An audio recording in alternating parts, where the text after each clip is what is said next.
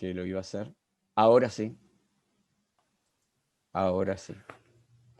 Perfecto. Bueno, bueno. Bien. Bueno, a ver, dado el contexto, ¿cómo es que usted ha visto y ve la enseñanza del derecho? Juan Pablo, mira, yo creo que el contexto actual pudo haber cambiado algunas cosas, podemos referirnos a ellas luego, pero creo que no lo sustancial en cuanto a la enseñanza del derecho. En mi modo de ver, la enseñanza del derecho padece, esto lo hemos repetido en muchos encuentros anteriores, padece de un problema que es análogo, yo te diría, al de la mayor parte de la docencia universitaria. No quiero ser tan grandilocuente como decir en el mundo, pero sí por lo menos en la Argentina, hasta donde uno puede conocer. El problema tiene, si querés vos, dos aristas bien marcadas. La primera es que quienes enseñamos en las universidades o jugamos el rol de docentes, lo de si enseñamos o no está por verse, no hemos sido entrenados para ello.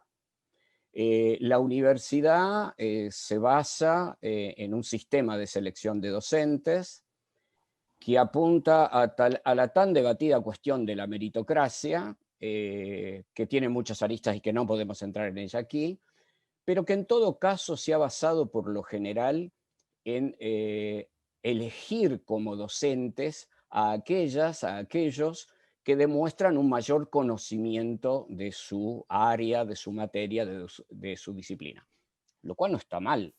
El problema es que la universidad no indaga nada acerca de las capacidades docentes o de la capacidad para organizar una cátedra o para formar parte de ella que ese docente, esa docente tengan.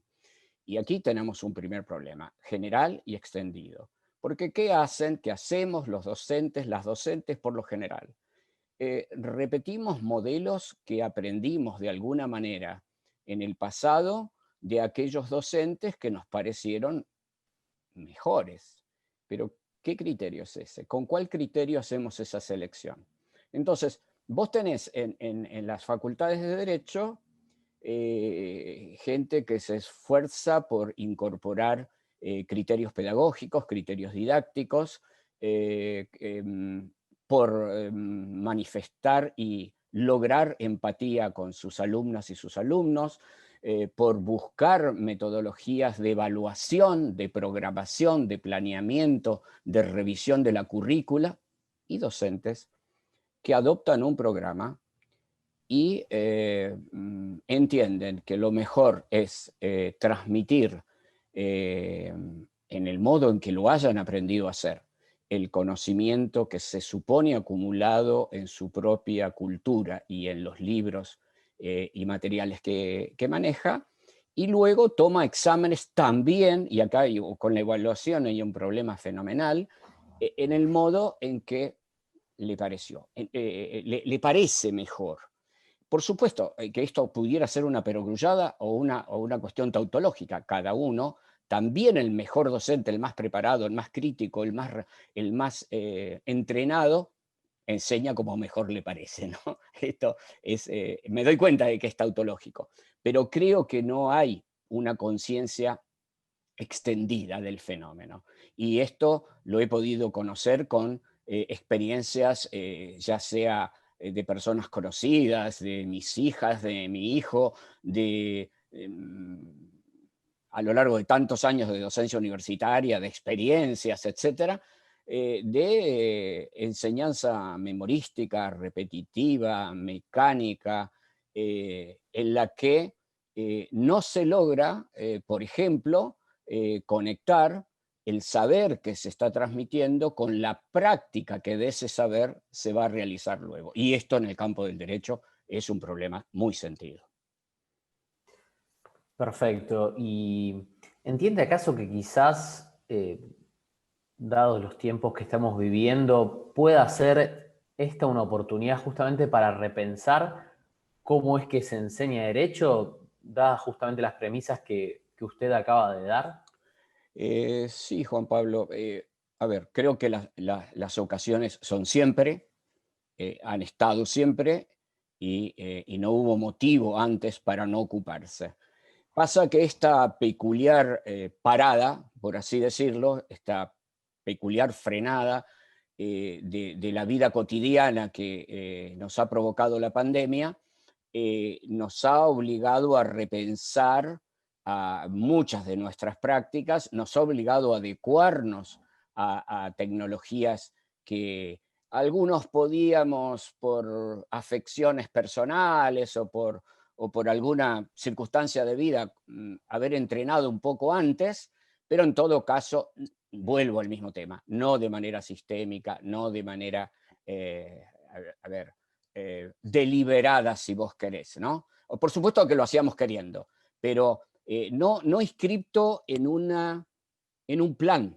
Y esto creo que es un buen problema de la Argentina en general y de las universidades argentinas en particular.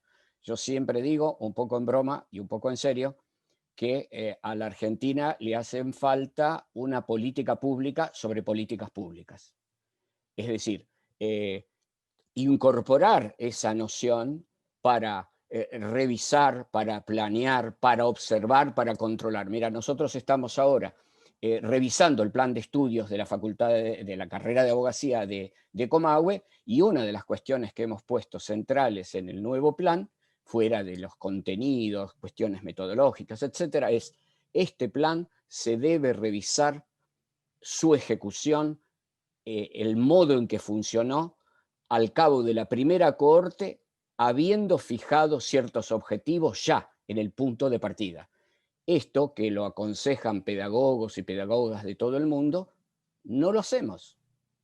Entonces creo que este momento de parate debiera servirnos para repensar eso. Puede servir, no necesariamente va a suceder.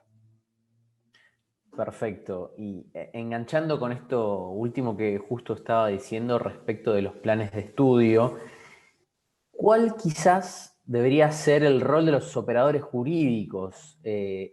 Y particularmente en un contexto así. Ajá.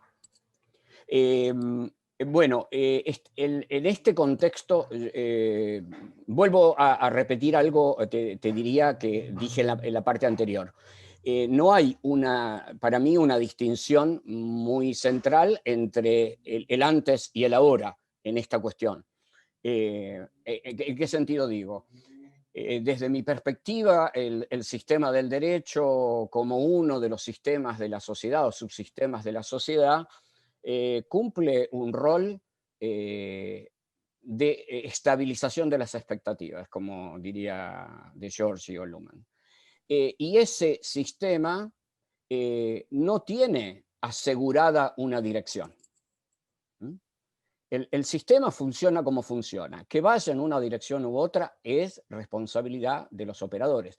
No quiero decir con esto tampoco, porque sería contradictorio con lo que sostengo, que los operadores pueden guiar este barco hacia el lugar que se propongan, y bastará con que 3 o 4 buenos capitanes se pongan en el GPS o en el timonel para dirigir el barco hacia donde les pareciera mejor. La sociedad avanza en una cierta intransparencia simultánea. Miles de millones de personas estamos haciendo lo que estamos haciendo y diciendo lo que decimos, y no hay un modo de guiar ese barco, pero sí cada uno puede producir influencias para que el barco vaya en un sentido o en otro.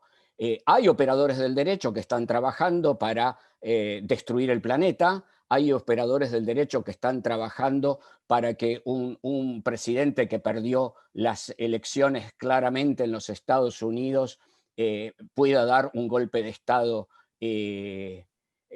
jurídico, como lo hicieron en Brasil.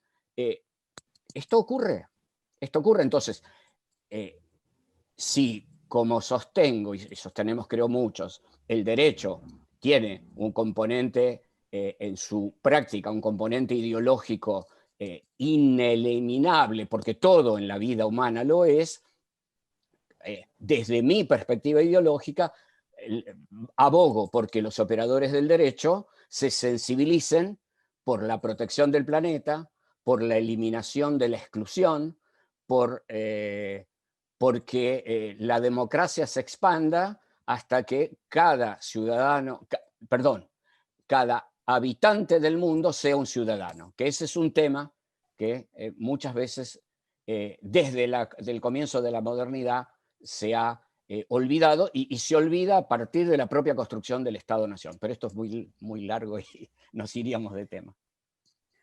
Bueno, pero sabe que me da el pie para la siguiente pregunta, que es básicamente, ¿qué otros debates considera que deberían abordarse en estas jornadas? Bien, a mí me parece que el propio debatir sobre nuestro rol como docentes universitarios lleva inevitablemente a debatir sobre el rol de la universidad en la pandemia. El rol de la universidad en la pandemia, me parece, se ha de alguna manera restringido, con honorabilísimas excepciones, no quiero generalizar de manera indebida, a, en el mejor de los casos, prestar el servicio educativo. Prestar el servicio educativo. Algunas universidades, hay que decirlo con todas las letras, ni esto. Ni esto. Hay universidades que pusieron la cosa entre paréntesis. Y a mí me parece que el rol de la universidad, de compromiso con los que sufren, con los que están excluidos, tiene que ser un motivo de debate, no en estas jornadas, permanente. Ya sé que, a ver, conozco por lo menos a todos y todas las y los miembros fundadores de este encuentro, con quienes tengo un respeto y un cariño enormísimo, y sé que en esto participan o comparten conmigo la idea. Pero el esfuerzo es hacer que la universidad realmente se haga cargo de un rol más activo en la construcción de esa igualdad, hablemos claro y sencillo, en nuestra sociedad contemporánea. Doctor, la última en este sentido, y bueno, dado que muchos estudiantes y profesores de distintos puntos del país van a estar viendo este video, y bueno, en el marco de estas temáticas que usted ha abordado, ¿qué trabajos u obras sugeriría como indispensables? Mira, yo creo que lo mejor que podría ocurrir antes de todo es que fijásemos una política de formación pedagógica universitaria, ¿no? Es decir, esto como marco. Volviendo a la pregunta del comienzo. Lo segundo es que hay muchísimo material y no me atrevería a ser una especie de consejero pedagógico, pero puedo sí decir algunos libros que a mí me han impactado en mi vida, no solo docente, sino en mi construcción, ¿no? En mi construcción. Yo creo que en este punto exacto en el que estamos parados, la enseñanza del derecho como forma de acción política de Duncan Kennedy es como un texto indispensable. Pero como en realidad enseñar, claro que hay diferencias entre enseñar a un niño de 6 años y a otro de 18, a una niña de 6 años y a otra de 18, ¿no? Pero creo que la enseñanza, en definitiva, tiene algunas cuestiones centrales que no se modifican por el nivel, ¿no? Y entonces a mí me parece que las cartas a quien pretende enseñar de Paulo Freire o el maestro sin recetas de Paulo Freire son libros indispensables. Escuelas que enseñan a pensar de Paula Pogré, un libro mucho más reciente. No sé, Emoción y lenguaje de Humberto Maturana, Romesín, ¿no? El árbol del conocimiento de Humberto Maturana, que ese es un libro que, si ustedes quieren, no es de pedagogía, pero es un libro de epistemología que es tema que me apasiona y que debiera estar presente en la currícula de la formación universitaria, de todas las carreras, no solo del derecho, serían algunos textos que recomendaría leer, pero tampoco pretendo poner aquí la receta, que quizá lo mejor que se podría decir es que no la hay. Doctor, muchísimas gracias por su tiempo. No, gracias a vos, Juan Pablo, un placer, y nada, un saludo a todas y todas, a todes, para este comienzo del encuentro, que espero sea muy fructífero y nos dé más fuerzas para seguir en este duro momento. Un abrazo a vos y a todas, a todos, a todes.